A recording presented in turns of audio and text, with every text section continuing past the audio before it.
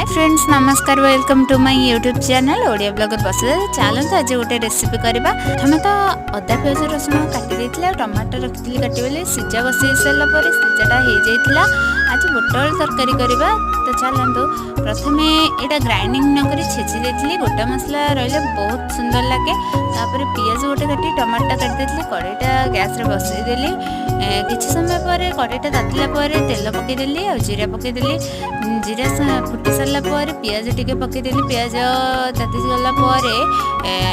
red chilli पकईदेली तापर